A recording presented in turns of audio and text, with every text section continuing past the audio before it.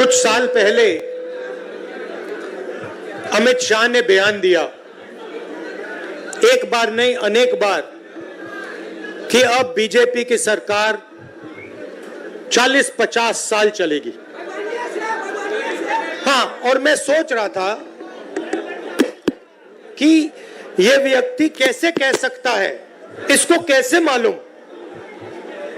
कि बीजेपी की सरकार 40-50 साल चलेगी। नमस्कार दोस्तों, स्वागत है आपका। केंद्रीय गृह मंत्री अमित शाह ने एक बयान दिया। उन्होंने कहा कि उनकी सरकार अगले 40 से 50 सालों तक चलेगी। क्या यह बयान सिर्फ एक आत्मविश्वास था या इसके पीछे कुछ और गहरी बात छिपी है?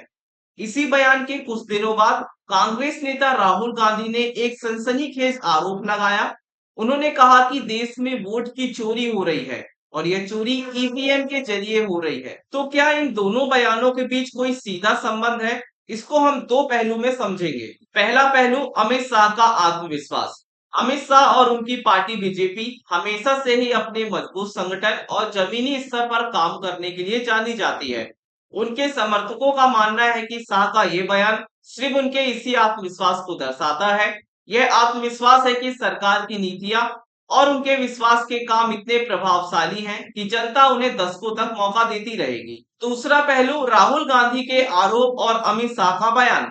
राहुल गांधी के वोट चोरी के आरोपों को अगर हम अमित शाह के 40 से 50 साल वाले बयान से जोड़कर देखें तो एक अलग ही तस्वीर सामने आती है।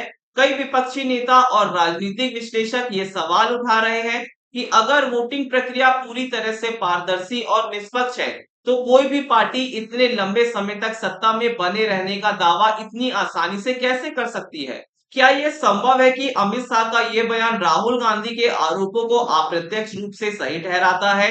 एक तर्क यह भी दिया जा रहा है कि अगर चुनाव प्रणाली में हेरफेर करने की कोई तरकीब है और सरकार उस पर पूरा नियंत्रण रखती है तो निश्चित तौर पर सत्ता में बने रहने का दावा किया जा सकता है। ऐसे में अमित शाह का आत्मविश्वास सिर्फ राजनीतिक नहीं बल्कि तकनीकी हो सकता है। अमित शाह का 40 से 50 साल वाला बयान सिर्फ एक राजनीतिक टिप्पणी नहीं, यह बयान कई सवाल खड़े करता है, खासकर जब इसे राहुल गांधी के वोट चोरी के आरोपों के साथ मिलाकर देखा जाता है। क्या यह सिर्फ एक राजनीतिक आत्मविश्वास है या फिर कुछ ऐसा है कि वोटिंग प्रक्रिया की पारदर्शिता पर सवाल उठाता है? इसका जवाब तो आने वाला समय ही देगा। आपका इस विषय में क्या ख्याल है? हमें कमेंट सेक्शन में जरूर बताना।